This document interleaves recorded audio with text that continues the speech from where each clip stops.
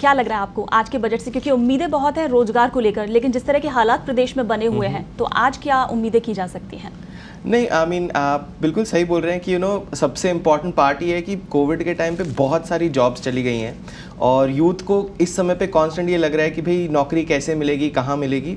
दो एरियाज़ हैं जो हाँ मुझे लगता है कि बजट में प्रोविजंस हो सकते हैं। एक तो ये कि एक पोर्टल हो या एक प्लेटफॉर्म हो जहाँ पर सारे रोज़गार को कंबाइन किया जाए और उस प्लेटफॉर्म के थ्रू रोज़गार इजीली अवेलेबल हो जाए। तो जो अभी करंट साइट है उसके ऊपर उतना एक्टिविटी नहीं है, तो मेरे हिसाब से एक ये डेफिनेटली मेरा एक्सपेक्टेशन होगा कि एक रोज़गार का प्लेटफॉर्म हो जहाँ पर यूथ अप्लाई कर सकें और सारे लोग, सारे उद्यमी अपनी जॉब्स डाल सकें और एक्सचेंज कर सकें। और दूसरा बहुत बड़ा फैक्टर होगा कि राजस्थान की जितनी वैकेंसीज खाली हैं गवर्नमेंट की, वो डेफिनेटली राजस्थान सरकार इस बार उसकी आपूर्ति करने की कोशिश करेगी।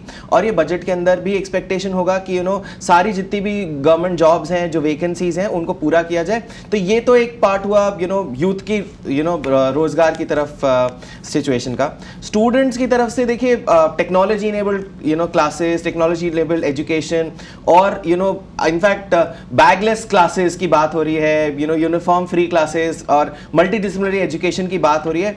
तो मैं डेफिनेटली सोचता हूं कि ऐसे प्रोविजंस इस बजट में होने चाहिए जहां पे स्टूडेंट्स को टेक्नोलॉजी और booklets classes, multi disciplinary education और इन सब की बातें डेफिनेटली अच्छा, अभी कोरोना पीरियड में वैसे भी देखा है ऑनलाइन क्लासेस ही चली हैं, तो बैग्स वगैरह सब कुछ मतलब कुछ नजर नहीं आया, घर बैठे बच्चे पढ़े हैं। तो आपको क्या लगता है कि ये जो ऑनलाइन एजुकेशन है इसको और बढ़ावा देने के लिए कोशिश करनी चाहिए आज के बजट में?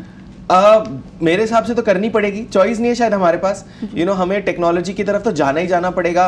देखिए नेशनल लेवल पे भी न्यू एजुकेशन पॉलिसी आ चुकी है, स्टेट गवर्नमेंट को भी अब उसको इम्प्लीमेंट करना है और बजट के अंदर भी, क्योंकि हमें मालूम है कि हम अपने बच्चों को सारे टाइम केवल ऐसे नहीं छोड़ सकते और टेक्नोलॉजी अब अवेलेबल है, तो ऐसा नहीं है कि नहीं हो सकता, केवल सरकार को मदद करनी पड़ेगी। तो मेरे को तो लगता है कि गवर्नमेंट का फोकस डेफिनेटली ऑनलाइन एजुकेशन पर होगा और गवर्नमेंट चाहेगी कि पूरा विकास हो, तो संपूर्ण विकास की तरफ बात होने वाली है।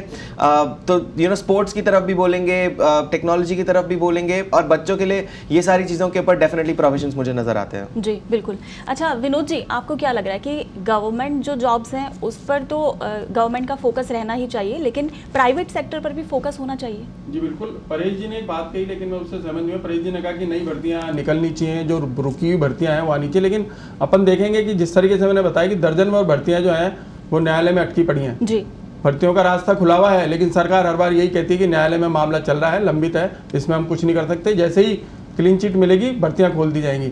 एक बड़ी बात ये, जैसे इन्होंने कहा उससे मैं सहमत हूँ कि निजी क्षेत्र में कोरोना काल के दौरान लाखों लोगों की नौकरी चली गई और अब निजी क्षेत्र में नौकरी मिलना एक सबसे बड़ी महती आवश्यकता है। तो जितने भी उद्यमी हैं उनको उस पोर्टल पे वैकेंसी डालनी होगी और उन युवाओं को रोजगार देना होगा जिनकी उम्मीदें जगी हैं, जो इस कोरोना काल के संकट से गुजरे हैं।